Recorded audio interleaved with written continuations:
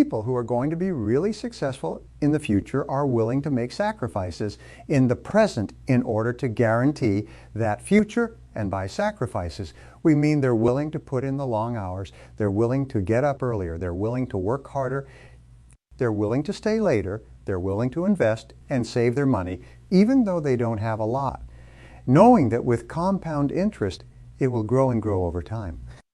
They're willing to spend an enormous amount of time investing in their children, knowing that this investment in their children in time and love and affection and support will pay off for decades and generations, even into the lives of their children and grandchildren.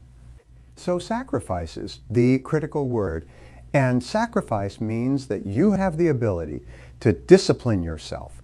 You have the ability to delay gratification in the short term so that you can enjoy far greater rewards in the long term. We say that self-discipline is self-control. It's self-mastery. Now, the payoff for practicing self-discipline is immediate. People think, well, geez, I get these rewards way down in the future.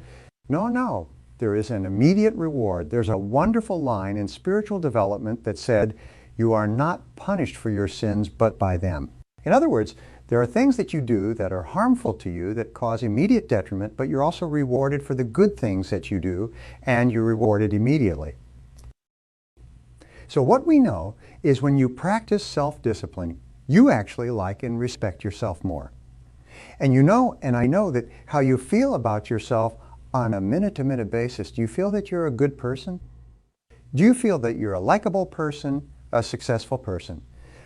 The more you like yourself and respect yourself and value yourself on a minute-to-minute basis, the better is your attitude, the better is your reaction to other people. You just feel happy inside.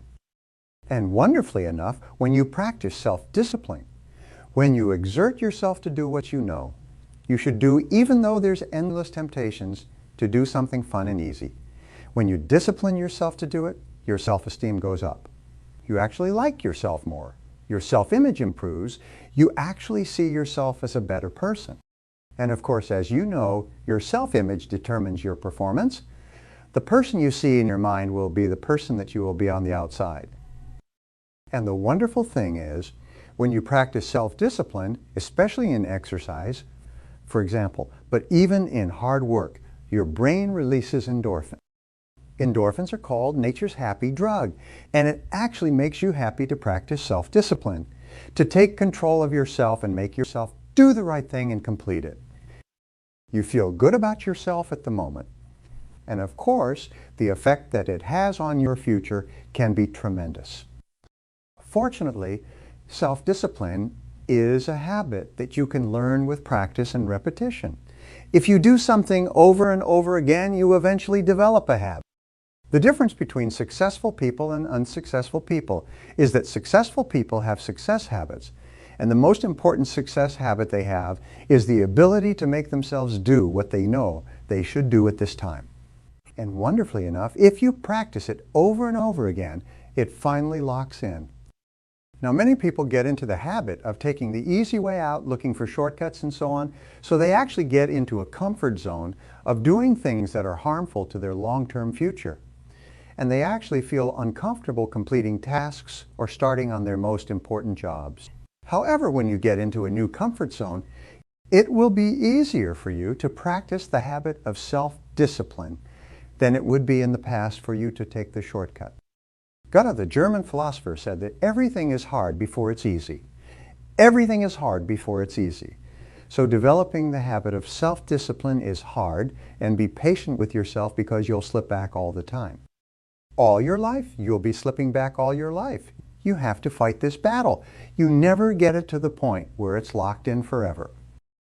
Every morning you get up and that alarm goes off and you say, do I sleep a little longer or do I get up? Every time you look at a list of things to do, you say, do I start with the most important thing, as they say, do the worst first, or do I do something that's fun and talk to a friend or make a phone call? You've got to fight this battle every single day.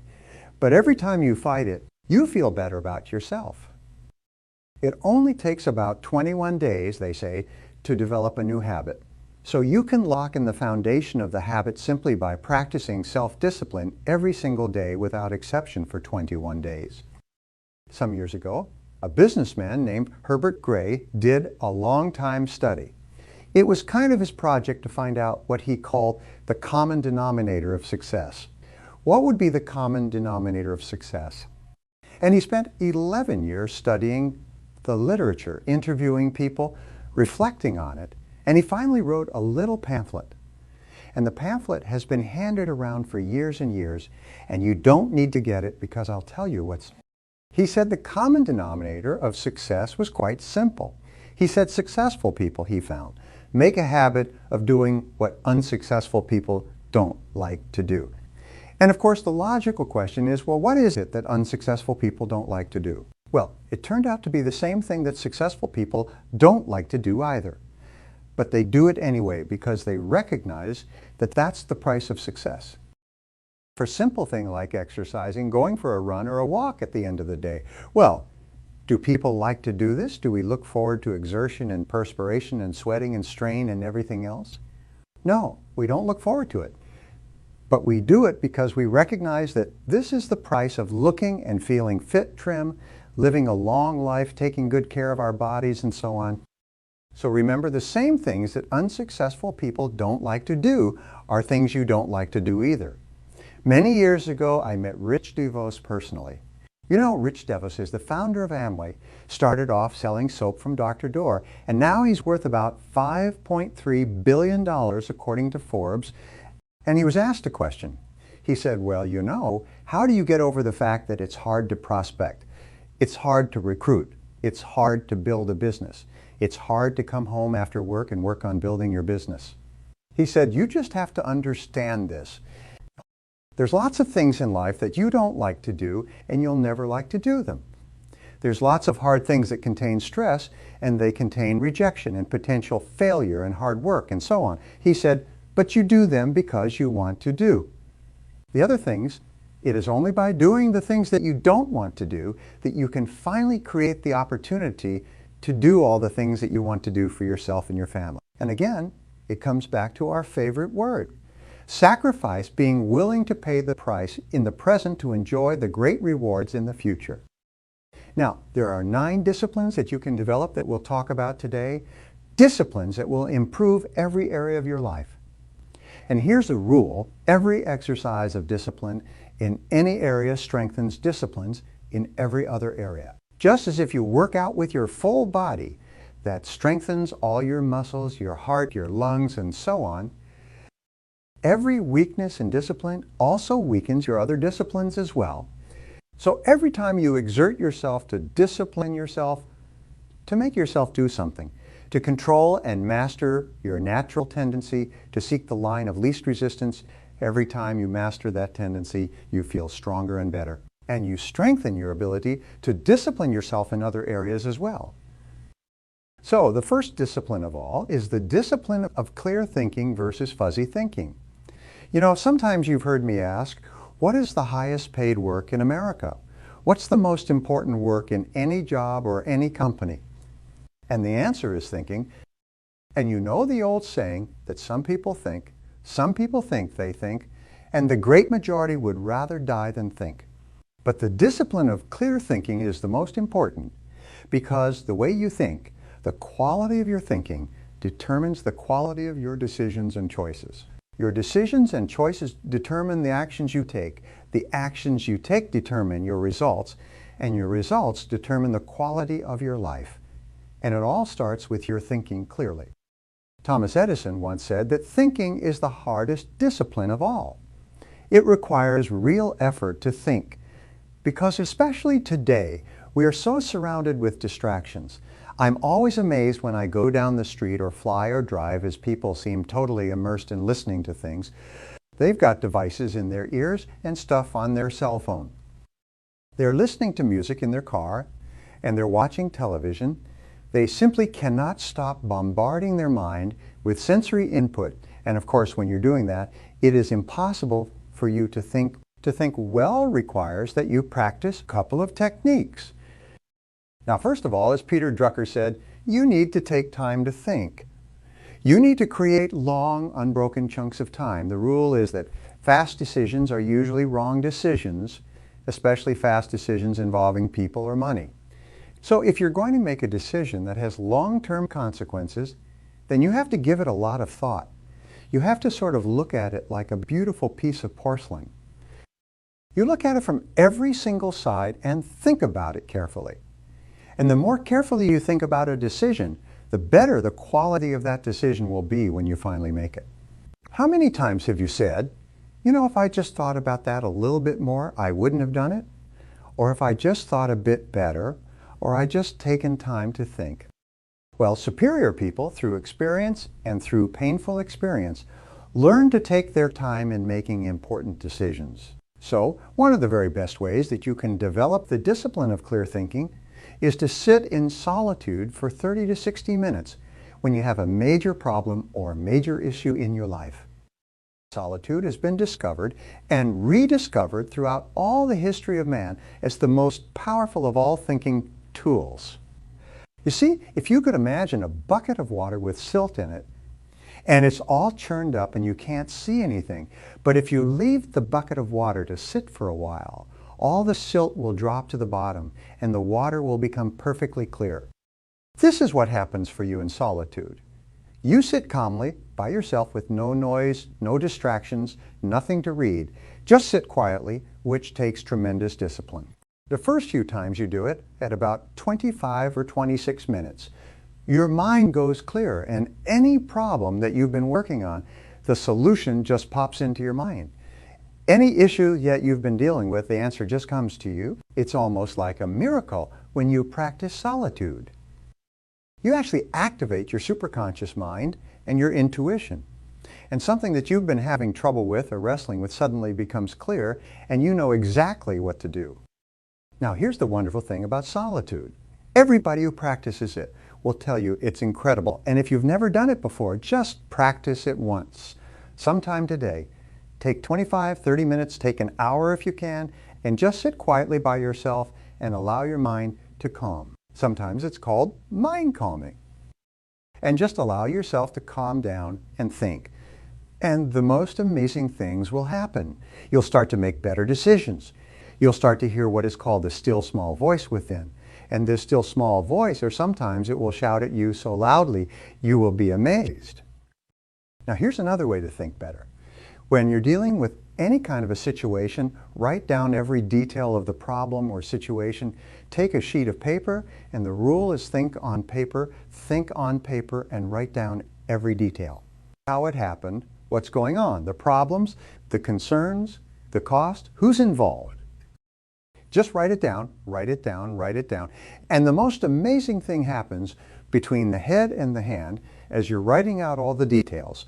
Sometimes exactly the right choice pops out at you. It becomes clear, but you would not have triggered that superconscious solution if you hadn't taken the time to think on paper. You know, Aristotle once said that wisdom, which is the greatest of all human desires, wisdom is the ability to make good decisions, is a combination of experience plus reflection. Experience plus reflection. In other words, you have an experience and then you reflect on the experience and you think about what that experience means to me. How can I use that? What can I learn from it? So reflecting on your experiences, the best way to do that is to go for a walk. Just going for a walk where you can't listen to anything, don't take an iPod or anything, just go for a walk, 30 or 60 minutes, and just walk. And while you're walking and reflecting upon something that's going on at work or at home, you'll be amazed at the quality of ideas that will come into your mind. To improve your thinking, talk it over with someone else who you like and trust, and give them the details and ask them to give you their feedback, give you their perspective. Sometimes, if you're in a great relationship, the other person can give you a perspective that completely changes your ideas. A good way to think better is to ask, especially if you're frustrated or having difficulties, to ask, what are my assumptions? What am I assuming about the situation that may not be correct? What if my basic assumptions about this relationship, about this job, about this product or service, why this investment? What if my assumptions were wrong? Then what would I do? And here's the key to good thinking. Be open to doing something completely different. Be open to admitting the possibility that you could be wrong and doing something completely different. And what that does is it opens up your mind and your perspective so you can see all kinds of possibilities that you may not have seen before. So clear thinking is the first discipline. It is the discipline practiced by the most successful, happiest, and wealthiest people in our society. Now, the second major discipline, my old friend, is the discipline of daily goal setting. The discipline of daily goal setting will change your life. Why is what we know that focus and concentration are essential to success.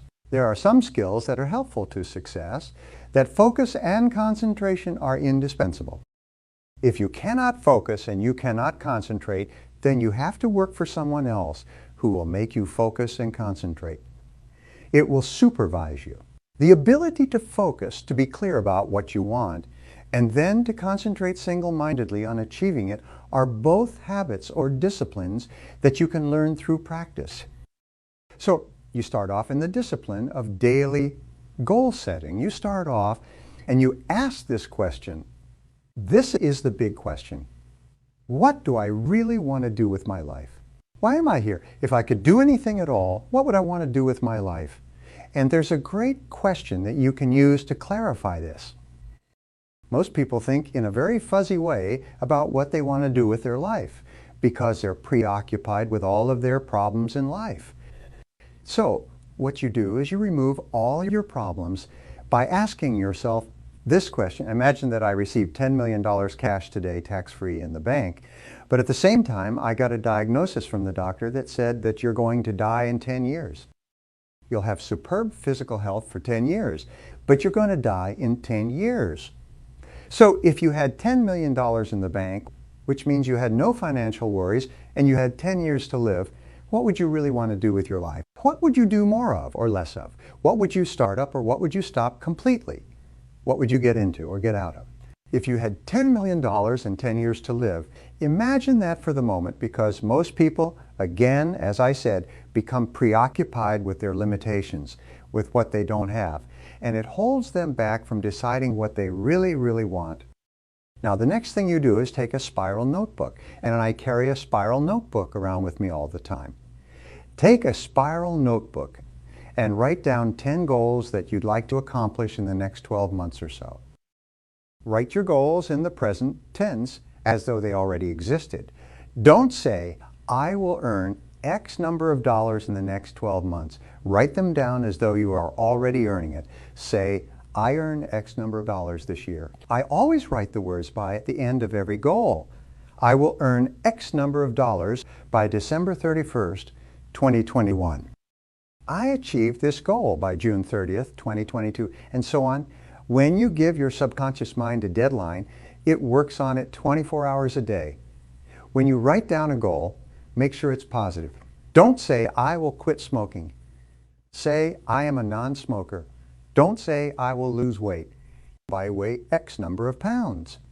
And when you give your subconscious mind a command in the present tense that is contrary to your current situation, your subconscious mind goes to work to resolve this dynamic tension and make your external reality consistent with your new orders, your new commands, your new goals. And finally, always write your goals in the personal tense. Use the word I, because only you in the whole universe can use the word I relative to yourself. You say, I earn, I drive, I achieve, I acquire, I accumulate, I live in.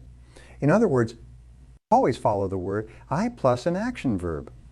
Then you take a spiral notebook and you write down at least 10 goals you can work on. 10 to 15 goals at a time, but never less than 10. Your subconscious and superconscious minds have incredible power. So give them lots of stuff to work on.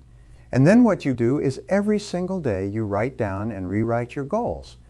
Every single day you take out your spiral notebook and write down your goals once more. And I get out every morning before I start off. I plan my day. And then I write out my 10 goals. Every morning before you start out, you reprogram your subconscious mind and then start your day. I promise to you this, if you will do this for 1 month, actually 21 days is good enough, your whole life will change. You'll see changes that are astonishing. People come up to me at every single seminar and say, it was incredible. I started to write my goals every day. I accomplished 8 of them in 6 months. I accomplished 5 in a week. I accomplished most of them within 12 months. It's transformed my life. So all I ask you to do, if you're not already doing it, is give it a try. Now the third discipline is the discipline of daily time management. And of course we know that the rule is that every minute spent in planning saves 10 minutes in execution. So disciplining yourself to plan your days thoroughly before you begin will save you at least 10 minutes for every minute you spend in planning. And according to the research, it will increase your productivity by 25 to 50%, maybe even double your productivity. For every day that you plan, you see, if you're not working from a plan, then you just respond and react to whatever's going on. Somebody comes in, phone rings, is an interruption or a problem, and you're off and running. But if you have a plan, you just keep working on the plan. It gives you a track to run on. So you just keep working on your plan. Begin the discipline of daily time management by making a list. Start off with a sheet of paper again. Click on paper and write down everything you have to do in the course of the day. The very best time to make this list is the night before. If you do this, then your subconscious mind works on your plan all night long, and you often wake up in the morning with great ideas to implement your plan. Then you organize your list by priority before you begin. You don't just jump into it. Use the 80-20 rule that says that 20% of the items on your list will account for 80% of the value. Which are the most valuable? This is the hardest of all disciplines to learn. It's the essence of my teaching worldwide. It is the key to supercharging the quality of your life and your results. If you can start every morning with a list organized by priority and start on your #1 task and stay with it till it's done, you will supercharge your life. You will release endorphins in your brain that cause you to feel great. You will motivate yourself and energize yourself and propel yourself into all your other tasks. You'll get twice as much done on any day where you start and complete your major task first than any other day. The discipline of time management will then spread to all your other disciplines when you can demonstrate each morning that you have the self-control, self-mastery, and self-discipline to start and complete your most important tasks. You just feel fabulous about yourself. Now, the fourth discipline is the discipline of courage. And it goes back to what we said earlier. Force yourself to do what you know you should do, especially in the area of courage. The biggest obstacle to success, in my estimation, the estimation of the psychologist, is the fear of failure. It's the fear that it won't work out. It's the fear of loss of time or money or emotion. It's fear that goes back to early childhood, and the only way we can succeed is by overcoming this fear.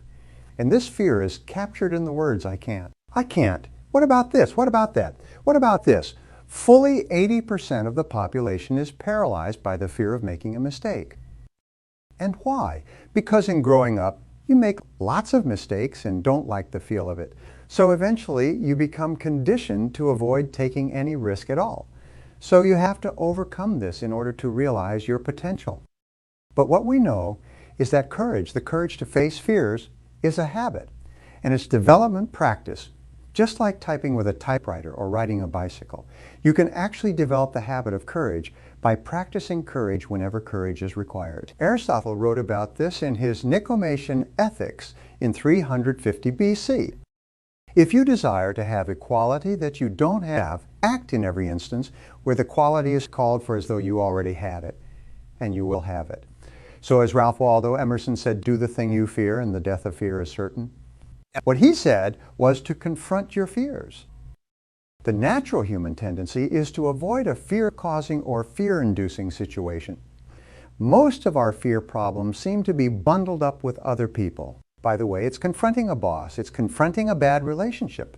Sometimes it's confronting a prospect, cold calling, going out and calling on customers and facing rejection and failure and embarrassment and so on, but confronting that fear instead of avoiding it. Just do it. So the reason you want to confront your fears is not because of the incident specifically, it's because of what it does for your character. You want to demonstrate to yourself that you can face down a fear and look it square in the eye. And suddenly, surprise, surprise, it goes away. And you realize that the fear was in your own mind. Now, here's the most wonderful thing about overcoming fears.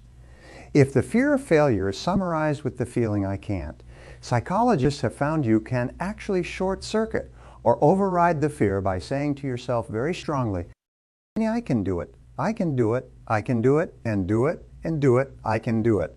So whenever you're afraid of anything, talking to somebody, confronting someone, dealing with something, say to yourself over and over again, I can do it. I can do it, I can do it, and then just do it. And you'll be amazed, the fear disappears, almost like poof, it's gone. So the key is you're looking at that telephone to pick up the phone to cold call, to prospect. Just say to yourself, I could do it. I could do it, I can do it, and pick it up and dial, and suddenly the fear disappears. And you do this repeatedly, and eventually you develop the habit of courage. Here's an exercise for you. Identify one fear situation in your life today and use that as your challenge. Use that as your test case. You say, you know what, I'm going to do it. I'm going to face this fear down. I'm going to hammer it. I'm going to smash it. I'm going to look it right in the eye. I'm going to deal with it directly head on like a car hitting a wall until the fear is gone. And once you've done that, you'll look up and you'll be a different person for the rest of your life. You'll know that nothing that you're afraid of can stop you.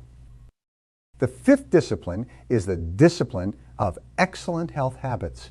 Your goal should be to live to be 100 in sound physical health.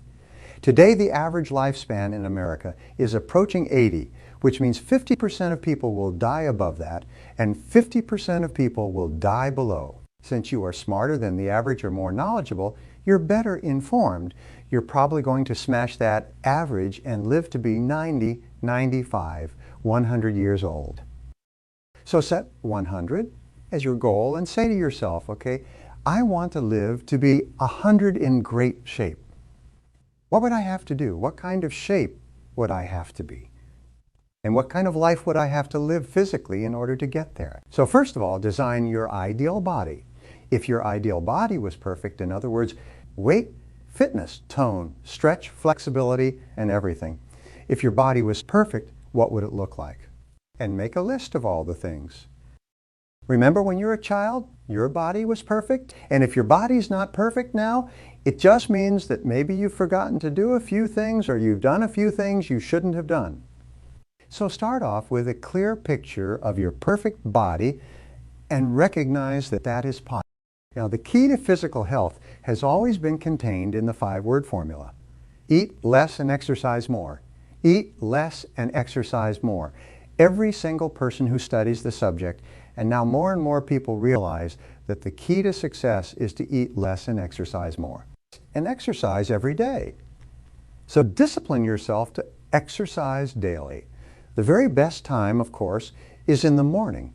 If you get up in the morning and exercise immediately, even if it's just stretching or going for a walk or ride, a life cycle, or walking on a treadmill, doesn't matter what it is. If you get up in the morning and exercise immediately, not only will your body continue to burn calories all day, not only will you be more alert because you'll have highly oxygenated blood flooding your brain first thing in the morning, but you'll develop the discipline of starting on something that you would normally not want to do and getting it done, getting it out of the way. The more times I read about wealthy people, successful people, and top business people, it's amazing how many of them get up at 5 o'clock and work out for an hour. It's absolutely astonishing. Over and over again, you see their daily routine as they get up at 5 or 5:30 and they work out for an hour before they start planning and organizing their day.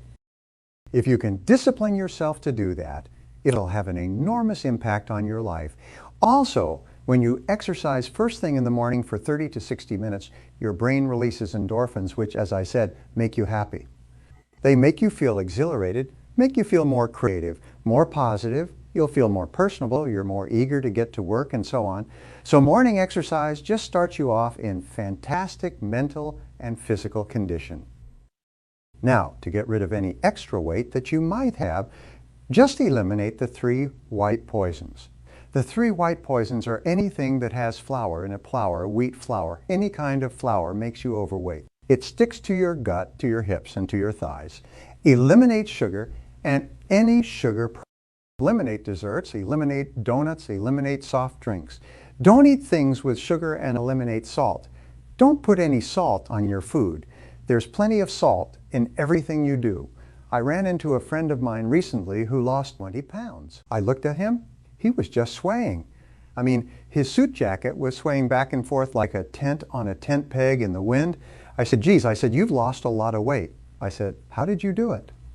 He said, I tried everything. I exercised. He said, I walked. I tried everything. He said, I finally stopped eating anything white. I stopped eating flour foods, sugar, and salt. I should drop 22 pounds in 60 days.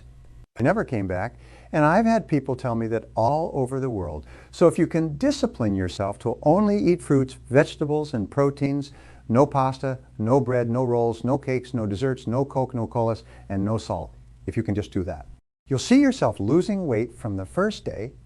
Some people will lose 3 or 4 pounds in the first week that they stop adding salt to anything. And then, of course, drink lots of water. Drink 8 glasses of water a day. And what that does, it washes all the impurities out of your system. Very simple process. Eat more salads. And here's a real kickie. Eat before 6 p.m. at night. Eat light and eat before 6 p.m. Everything you eat after 6 p.m., you accumulate. Everything you eat before 6 p.m. burns up before you go to bed. Don't eat within 3 hours of going to bed. To eat a light or medium light dinner, salad with a little bit of protein before 6 p.m. or at 6 p.m., and you'll be astonished the next morning. You'll be thinner. It's absolutely remarkable. 2 more things, by the way, with regard to health. First of all, get regular medical and dental checkups. People often don't go to the dentist or the doctor until they need to. I find that it's a false economy. Especially if you're over 40, you should have a complete medical every single year, and you should have regular dental checkups at least twice a year. If you're in business of any kind, you should have 4 visits to the orthodontist to clean your teeth every single year so that your teeth are really clean. They found there's a direct relationship between gum health and the health of your whole body. So with regard to self-discipline, just remember the Michael Jordan motto. Just do it. If you think it's a good idea, do it. Get on with it. Don't waste time. Don't make excuses. Now, the 6th discipline is the discipline of regular saving and investing. One of the greatest goals that we have in life is to be financially independent. One of the greatest worries we have in life is our bills and our debts. The greatest fear we have in life is poverty or ending up our life with no money. So the very act of starting to provide for yourself financially transforms your thinking about yourself and your life.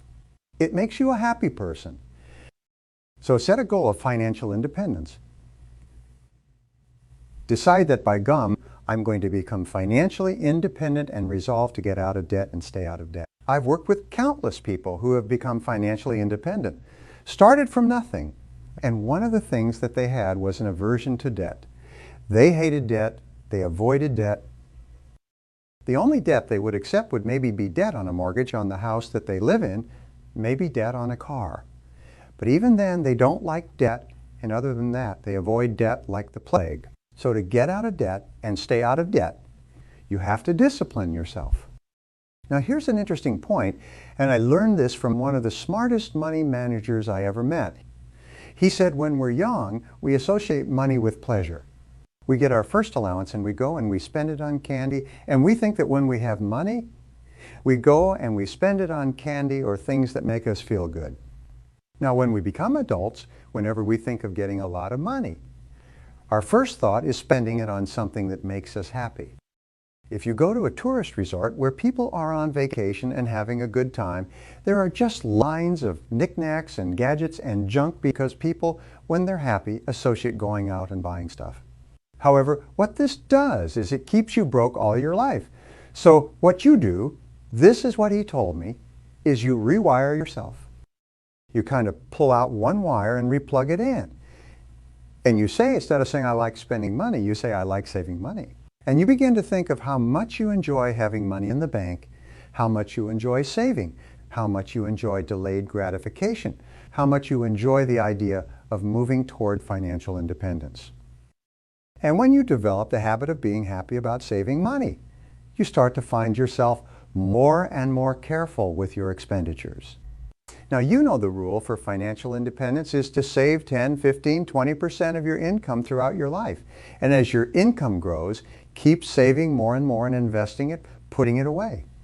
As Albert Einstein said, compound interest is the most powerful force in the universe. So putting your money away in well-chosen mutual funds, money market funds, index funds, just letting it grow over time. And don't worry about the stock market going up and down. The average increase in the U.S. stock market for the last 100 years has been 8 to 10% each year, taking good years and bad years into consideration. So your job is to save 10, 15, 20% of your income. Now, for most people, because they're in debt, they just discard that completely. Their mind shuts down. So here's what I say. Develop the habit of saving 1% of your income. If you make $2,000 a month, that means you save $20. You go down to the bank and you open up a financial freedom account and you put in $20 from the first paycheck you get that month. And then you discipline yourself to live on the other 99%. Once you're comfortable living on 99, then you increase it to 2% and 3% and 4%. Within a year, you'll have developed the habit of living on 85 to 90% of your income and automatically saving the balance. You can even have the amount deducted from your paycheck, so it disappears and you never see it. Your paycheck goes into the bank and the amount is automatically deducted into your savings account or into an investment account. Soon you develop the habit of living on less than you earn, and you've changed your thinking from I enjoy spending to I enjoy saving. A key way to save your money is to delay and to defer major purchase decisions. You'll find that if you think about buying a car or a washing machine or a stereo set or a new computer, if you think about it for 30 days, in many cases you won't do it at all. Or if you do it, you'll make a better decision. One of the smartest things of all is to buy things that are used rather than things that are new. You know that millionaires never buy new cars. Millionaires never buy new cars. According to the studies by Stanley and Danko in The Millionaire Next Door, if they wait and they buy a car that's 2 years old, it's coming off lease. Or that's been driven for 2 years and somebody's trading it in and it's still under warranty for 3 years. And you can even get extended warranties on many cars where they'll go back and clean it all up and give you another 5 years on a 2-year-old car. But what have you done? You save $10,000 or $20,000 on a car. And what do you do with that money? You put it away and let it grow with compound interest.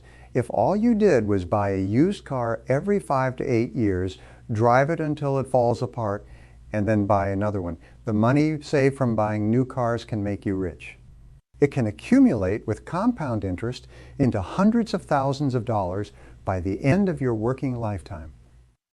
If you're going to invest, the rule is to investigate before you invest. My friend Ken Fisher of Fisher Investment says that 2/3 of all investing is avoiding making mistakes. Let me repeat that. 2/3 of all success in investing or business is avoiding making mistakes by making the wrong decisions or by making decisions too quickly. So if you're going to invest in anything, the rule is spend as much time investigating the investment as you spent making the money. You'll find that quick investment decisions are invariably poor investment decisions. Invest only in things that you know and understand. Don't invest in somebody else's idea or scheme or business. Only invest in things that you know. The number one rule is don't lose money. Whatever you do, don't lose money. If there's a possibility of losing a little bit of money and you do it, you're probably going to lose a lot. So be very careful. Once you earn the money, hold on to it. There's a Japanese proverb that says making money is like digging in the sand with a pin. Losing money is like pouring water on the sand. It's easy to lose money, but It's hard to make it and keep it. And it's the most important discipline of all. Another discipline is to pay cash as often as possible and for as much as possible. Get rid of all your credit cards except for one and only use that one when you have to. The very act of paying cash hypersensitized you to how much it's costing and causes you to spend less money. W. Clement Stone once said, "If you cannot save money, the seeds of greatness are not in you." The primary reason why you save your money and accumulate it carefully is because it gives you two things. First of all, it gives you freedom. You know you've got money in the bank. If you don't like your job, you can walk away from it because you've got money in the bank. But the second thing it gives you is opportunity. If an opportunity comes along, you're prepared to take advantage of it. You don't have to say, "I'm sorry, I don't have any money, I can't afford it, I'm broke," and people just shake their head in pity and walk away. As an adult, you should always have opportunity money put aside. And when you have it, you feel great about yourself. The difference between a person with a little money and a person with no money is night and day. A person with a little money feels great. A person with no money always feels inferior, anxious, worried, concerned, irritable, short-tempered. You know exactly what I'm talking about. Now, the seventh discipline is the discipline of hard work. There's nothing that will help you more than for you to develop a reputation as a hard worker. In the studies of self-made millionaires, they said, "I didn't have better education, better talent, better knowledge, but I was willing to work harder than anyone else." Most self-made millionaires work 60 and 70 hours per week for 5, 10, 15 years before they break through. Most other people are trying to get by on 5 days a week. And then during those 5 days a week, they don't work very hard at all. The interesting thing, Thomas Jefferson once said, "Do you believe in luck?" He was asked. He said, "Yes." He said, "I believe in luck." He said, "And the harder I work, the more that I have." So the harder you work, the luckier you get. The harder you work, the more opportunities you have, the more doors open up to you, the more opportunities you see. So in America, the average work week is 32 hours. As you know, in France, legally, the average work week is 35 hours. But then most people waste about half their time at work. According to Robert Half International, the average person wastes 50% of their time in idle chit-chat with coworkers. Coffee breaks, lunches, reading the paper, surfing the internet, doing all kinds of things that don't contribute anything to the work. Here's the rule that will make you successful, happy, and rich. And it's just, work all of the time. Work when you go to work. Put your head down and go to work. Don't waste a single minute. Put your head down and work all day long. If somebody comes up to you and says, "Hi, how are you doing?" You say, "Fine. But right now I've got to get back to work." Back to work. Back to work. If you got a minute to chat, yes, but not now. Let's talk after work. Right now, I've got to get my job done. And nobody will ever stop you when you say, "I've got to get back to work. I've got a job. I've got to get out. I've got something I have to get done." They'll go away and they'll ruin someone else's career. Remember, the greatest time wasters in the world of work are other people who take up your time with idle chit-chat and worthless gossip. You've got to avoid the time wasters in every single company. These people go around and they're like a virus. They go around and they infect everybody they talk to. Stay away from time wasters. Now here's a way to double your productivity, performance, output, and income. Here's a way to put yourself on the fast track. Increase your income and become one of the most valuable people in your industry. Start 1 hour earlier. And when you start, get to work. If the starting time in your company is at 30, start at 7. Now you say, where are you going to get the time? Get up a little earlier and get going. Remember, all you do is beat the traffic. If you get in there early and get in there, plan your day. Get going, get organized, get started. When other people come in, you are already running. You're already on your way. Work through lunch. There's no law that says you have to go out and kill an hour and a half at lunch. Eat at your desk, eat quickly, eat on the go. Use that time to work. Don't use that time to hang around. There's a thing sweeping America today about having fun at work. No, work is not fun time. Work is not the playpen or the sandbox. Work is not school. Work is work. What you do is you go to work and you work all the time. Don't worry about fun. Have your fun later, knowing that you've done a fantastic job and you've gotten a lot done. And finally, work 1 hour later. Be the last one to leave. Be the person who turns off the lights. Interestingly, if you look at an entrepreneurial startup, a business that's being run by somebody who's really driving it forward, you'll find that business owners, usually the first one there, works through the whole day, usually the last one to leave. Business owners usually work on Saturday and Sunday. At the end of the day, the business owner's got a beautiful home, house on the hill, beautiful cars, beautiful life, vacations, a boat in the yacht basin, and everybody says, boy, she sure is lucky. No, they're not lucky. They just worked all the time. They work. If you work 3 extra hours, start earlier, work harder, stay later, you'll add 6 hours of productive work to your day. Every hour of uninterrupted work when nobody's there translates into 3 hours of productivity when there's people around interrupting you. So keep asking at work, what is the most valuable use of my time right now? And then do only that. And keep saying, back to work, whenever you get distracted or you start to follow the path of least resistance. I major in my minor say, wait a minute, I've got to get back to work, back to work, back to work. Now, the 8th discipline is the discipline of continuous learning. The rule is to earn more. You must learn more.